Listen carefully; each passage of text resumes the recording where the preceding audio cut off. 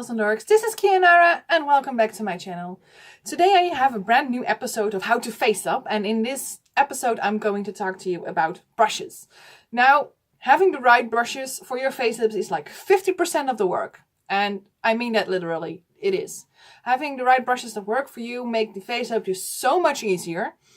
And I'm just going to give you a little bit of a warning. I have a lot of brushes. I use way too many brushes to do my face up. But that is okay, because that's just how I prefer to work. If you are able to do your face up with just 3 or 4 brushes, then good for you. That's awesome. That's also way cheaper than my option. Yeah, without any further ado, I just wanted to let you know on forehand that whatever you choose in the end, brushes are like anything else in face ups. This is a big of preference.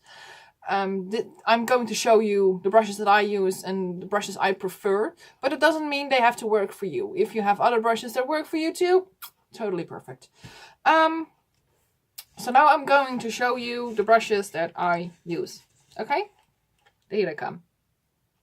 There they are. And I'm really ashamed right now, because there are really a lot of brushes. Yeah, I know. Way too many. I'm sorry, there are way too many, but that's just how I prefer to do my face ups. I have a few categories of brushes in this thing that I use for different parts of the face up. I wanted to start off with my blushing brushes that I use to do the blushing around the eyes, the lips, the cheeks, the head, the weight, the lip. Everything that needs blushing. So I'm going to show you my blush brushes. My blushing brushes. Tongue breaker. Blushing brushes. Now, I have 3 sets of blushing brushes. And there is a really good reason why I have 3 sets. I have a set for my pinks and reds. I have a set for my blacks and grays. And I have a set for my brown tones. Early on, I found that using one brush for all these colors is really annoying, because every time you have to use a new color, you have to clean your brush, because else you'll have, for example, I've just put some brown on the eyes and now I want to do the lips and I want to put red on the lips, but I didn't clean my brush and now I have brown red lips. I don't want that to happen. So that's why I have 3 main color bunches of brushes, and every color set, like the brown one, the brown ones, and the black ones, and the pink ones, they all have the same brushes in those sets. I just use them for different colors. So I'm going to show you my pink set, the brushes that I use to do the blushing with my pink colors and the red colors, and those are these brushes. Now this one, the big one, this is my nice fluffy brush, I only use for the blushing on the cheeks right here.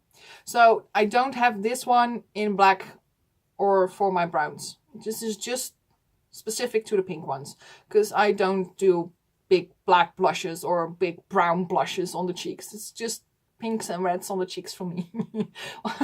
So that's why I have this nice big fluffy brush. It's an actual makeup makeup brush. Oh.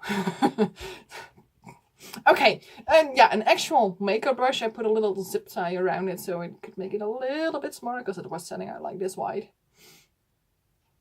And yeah, and I just use it to do the blushing on the cheeks, just what you use this brush for in real life as well. So yeah, that makes sense, no? Yeah, it is. Actually, fun thing, most of my blushing brushes are actually blushing makeup brushes. Real makeup brushes. Because I found that doing makeup parts on dolls, because actually is what you do when you do a face up. You do makeup on your dolls, that makeup brushes for makeup on your dolls work the best. Does that make sense? I think it does. So yeah, just a little quick info note. And these are the other brushes that I use for the other parts. I'm just going to go by one by one. I have these 2 different ones. These are 2 reasonably nice and fluffy brushes.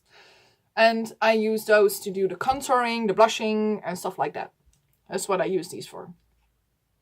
Because when I want a little bit more of a contouring, the big one, it's just too big to do the contouring. So you want a nice, small, fluffy brush to do that for. And fluffy brushes are also nice to make that smooth little blend when you do the contouring. That's really nice. So that's where I use these two for. And like I said, I have these for my black colors and black and gray colors and my brown colors as well. And then I have this set, and I actually use these two as a set as well. Oh, FYI, these are makeup brushes. Makeup brushes, just $1 on eBay. Not really that expensive. This one is a little bit more expensive though. So I got this at my local craft store. This is a really flat, thin brush, and has really hard bristles. I use this as a packing brush. So what I would do is, let me grab it all. I have it all. For the bits that I'm currently working on, I would just take some pastel, put it on my brush, and then I would just, like for example, put it on the lips of the doll. I will pack the color on, and then I would get that other brush that I would just show you, the pointy one, and then I would take that, and then I would go over the lips and blend it out. So I have a packing brush, the small one, and I have a blending brush. That's what I use these two for. And like I said, I have these for the browns and the blacks as well. So those are my blushing brushes. Then I have a few other small brushes that I wanted to show you that I use for blushing as well. Let me see where they are. Oh, there, that's the other one. For blushing, I have these two brushes that I use for blushing as well. This one is an actual makeup brush as well. Like I said, I use a lot of makeup brushes. And this is a round, packed, packing brush. That's the best way to say it. This is a really nice packing brush. And I use this one a lot when I have to do like those really big, dark, smoky eyes. Then this one is just super nice. And I have this little small squared little brush that I use for my blue and green colors, because I like to do a little bit of realism in my face ups. And I just put a little bit of blue right here and under the eyes and stuff like that. It just makes the face up look a little bit more real. And my face has all sorts of colors as well. And that's why I use this brush in combination with this one. So I painted it blue, as you can see. So I know that this is my blue blending brush. So that's what I use that brush for. Then I have these two brushes as well. And these are actually brushes that I use in combination with paint.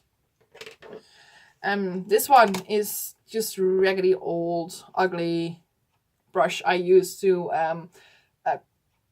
combine colors, blend colors together or dilute my paints. That's what I use this brush for. It's just a really cheap old ugly thing, but it works really well for its purpose. And then I have this little beauty, and this one is the brush that I use for freckles and for skin texture. And for getting those effects on my doll heads, I use the speckling technique, speckling technique. That's what they call it, right? Yeah, I believe so. That's what I use this brush for, because these bristles are like extremely hard. They hardly move. And I could just dip this in diluted water, just tap it off a little bit, and then I would just go, use like the head and just go like that. Now I know a lot of people say, but I use a toothbrush for that. Yeah, that would work too. But I found that a toothbrush is a little bit less exact. I can use a toothbrush and just spray it on the head and I'll be like freckles and skin texture all over. With this small brush, I can be a little bit more precise of where I put my freckles and my speckles. So, for example, if I only want them on the nose, I could just use this brush and just do it on the nose and not have it all over its face. And with a toothbrush, I found that it just goes all over the place. But that's just me. If a toothbrush works for you, then use a toothbrush. Perfectly fine. Now I've had those, I'm going to show you my detail brushes, and I have a few of them. And the detail brushes I use for eyebrows, lower lashes, stuff like that. The eyeliner, stuff like that. And 99% of these brushes, let me get the cap off, you can see it. I just hop a tape. 99% of these brushes are nail art brushes, because nail art, you have art on your nails, which is really small. You need small brushes to do that. So what is more perfect to do like tiny little details on a doll's face? Brushes that are actually invented to do that. Now I have these two white ones, and this one, the white one, I use to do all the hairs. So the hairs on the eyebrows, the hairs on the lower lash line, the hairs on even a beard or something like that. I use this little one for. And I have the exact same one, but with a little black ring around it, which tells me that this is the brush that I use for doing the eyeliner. Because this is an older brush. I have used this brush for a really long time, and it's a little bit worn down. It's not as pristine and sharp as this one is, but it is still perfect to do those eyeliners on the inner side of the eye. So yeah, that's what I use that one for. So these brushes, they are really cheap. You can get them on eBay, you can get them on AliExpress, and they come in a pair of 3. They have 2 other colors, but I don't use them for painting. Yeah, these red ones I prefer to do the hairs with. Now, like I said, they do have those other two colors and sets. I chopped off the hairs, but those were really, really, really long, and I couldn't do anything with them. So I just used them as my glue and my gloss brush.